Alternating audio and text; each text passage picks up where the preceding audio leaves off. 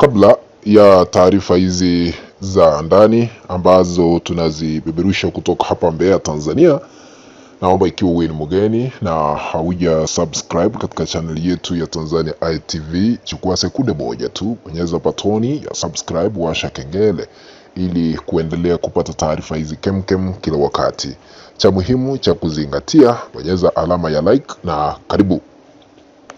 Taarifa ambazo zimetufikia zinasema ya kwamba wanaharakati wote wa hapa Tanzania wameanza kuwindwa, ambao wanaishi kule Kenya kupitia serikali ya Tanzania ili kuadhibiwa na kuchukuliwa hatua kali za kisheria chini ya uongozi wa Samia Suluhu Hassan. Unajua, wanaharakati wamekuwa wakifichua mengi yanayoendelea hapa Tanzania kwa muda mrefu, baada ya kufichua siri kubwa ambazo ziko katika uongozi wa Samia Suluhu Hassan, kwa sababu ni hatari kubwa kuishi hapa Tanzania, maana vyombo vya dola vinaagizwa ni kipi ambacho wanastahili kuwafanyia wale ambao wanaikosoa serikali ya Tanzania. Wengi wanatoroka kutoka hapa Tanzania, wakiwemo wanaharakati akina Maria Sarungi wako kule Kenya, Mshabaha wako kule Kenya, na vile unajua hata Mange Kimambi akatoroka akaelekea taifa lile la Marekani. Vitisho zikatolewa kwamba Mange Kimambi ataendewa kule Marekani, lakini serikali hii ushi ya Samia Suluhu Hassan iliweza kushindwa kufika kule Marekani ili kumwadhibu Mange Kimambi. Sasa taarifa zimetufikia ni kwamba wameanzisha mchakato wa kufika Kenya wanaharakati hao ili kuendewa na maharamia ambao wako katika serikali ya kuwateka nyara wanaharakati na wale wote ambao wanaikosoa serikali ya Samia Suluhu Hassan. Mnakumbuka mwaka huu wa 2026 Januari, kikosi maalum kutoka hapa Tanzania kiliweza kufaulu kupenya na kuingia katika taifa la Kenya ili kumdhuru mwanaharakati ambaye anaitwa Mshabaha, lakini wakashindwa baada ya Mshabaha kuruka kutoka kwa gari ambalo alilokuwa ametekwa nyara na kuwekwa. Watu wengi wakaona, kisha baadaye wakavamiwa wale watekaji nyara ambao waliweza kufikishwa katika mahakama ya Kenya na waliweza kunyimwa dhamana. Wakakaa pale kueleza mbona wanateka nyara wale ambao wametorokea taifa la Kenya, na kesi hiyo bado haijakamilika hadi kufikia sasa. Sasa tunaambiwa kikosi kingine kimeundwa maalum cha utekaji nyara ambacho ni cha kimataifa hapa Tanzania kufika Kenya ili kuwafuatilia wanaharakati wote wa Tanzania, akina Maria Sarungi, kina Mshabaha, wengi wale wanaharakati wanaishi kule Kenya, waendewe ghafla, watekwe nyara ili warejeshwe katika taifa letu hapa Tanzania na kuchukuliwa hatua kali za kisheria na Samia Suluhu Hassan. Kumaanisha Samia ameshindwa vile atadhibiti habari zile ambazo zinaendelea kuenea hapa na pale, zinafichuliwa kupitia wanaharakati kuikosoa serikali yake. Inaaminika ya kwamba Samia Suluhu Hassan ni kiongozi ambaye aliamua kujichagua yeye mwenyewe, ni kiongozi ambaye analazimisha Watanzania kuwaongoza kwa sababu aliapishwa chini ya ulinzi mkali, chini ya uwanja wa kijeshi.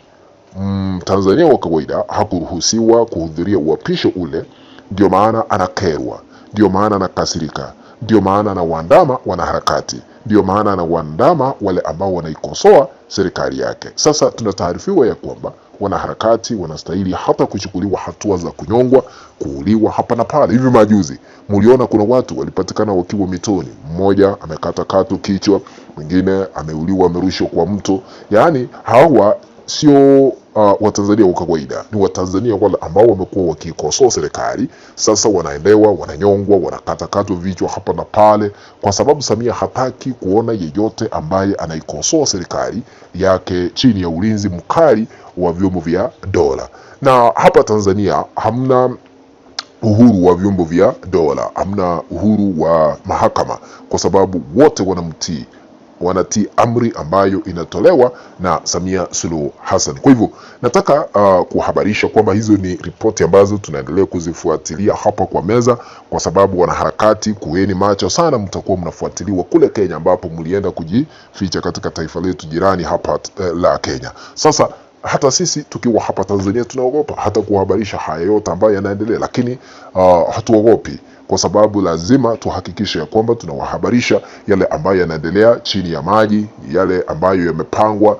Na unajua hata huyu mtoto wa Samia Suluhu Hassan ambaye anaitwa Abdul, yeye ni mmoja wa wale ambao wanasimamia idara ya usalama hapa Tanzania. Hao ndio wanaruhusu kikosi maalum cha mauaji, kikosi maalum cha utekaji nyara kuenda kule Kenya. Na hata mnasikia ya kwamba huyu Abdul mwenyewe aliweza kuonekana kule Kenya, lakini baadaye akarudi. Hatukuwa tunajua ni nini alienda kufanya pale. Mara nyingi tunamuona akiwa kule Uganda, hatujui ni kipi anaenda kufanya kule Uganda. Ni uongozi wa kimla ambao mamaka anaendesha, na anaendelea kutafuta ushauri ni vipi uongozi huu utaendelea katika taifa hili la Tanzania. Kwa hivyo ni hatari kubwa kwa wanaharakati. Sasa hivi wameanza kufuatiliwa, na yeyote ambaye anaikosoa serikali, ukiwa hapa Tanzania unakujiwa, ukiwa kule Kenya unaandamwa. Kwa hivyo lakini kuna sheria za kidiplomasia. Naomba tu mataifa jirani, ikiwa Tanzania amefika pale, anastahili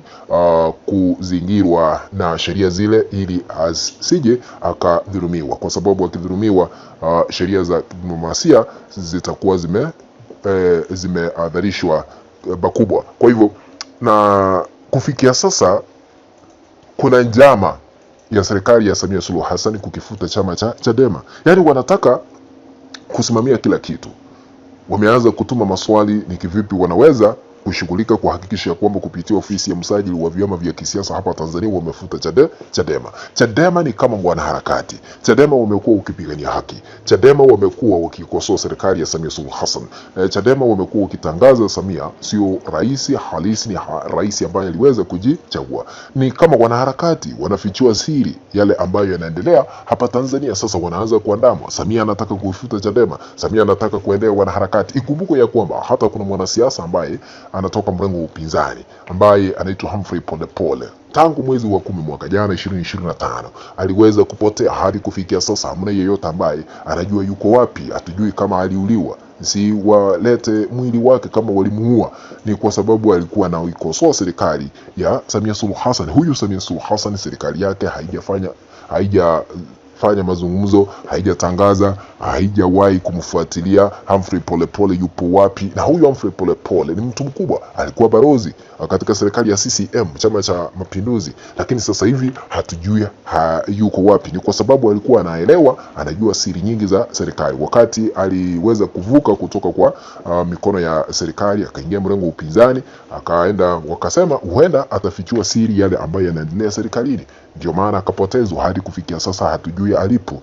Damu ilipatikana nyumbani mwake, vitu vikaharibiwa hapa na pale, wakora hawa walawiti wakamchukua. Hadi sasa haijulikani aliko. Kwa hivyo tunaishi katika nyakati, katika enzi ambazo hatuwezi kujinazua, kwa sababu huyu Samia Suluhu Hassan ameamua kutenda madhambi, lakini madhambi hayo yatamwandama tu. Lakini tunaomba amani katika taifa letu la Tanzania, kwa sababu hapa hatuhami, hatuende mahali popote. Tanzania ni yetu. Lazima tuseme ukweli, lazima tukemee ukora, lazima tukemee ufisadi, lazima hayo yote yatangazwe. Wanaharakati wanaandamwa kwa sababu ya kusema ukweli halisi wa mambo. Tutakuwa tunafuatilia taarifa hizi, tutarejea ili kuwafahamisha mengi tena zaidi. Asanteni sana, na ikiwa hauja subscribe, naomba tukaweze bonyeza button ya subscribe, washa kengele ili kuendelea kupata taarifa hizi kemkem kila wakati, na kwaheri kwa sasa.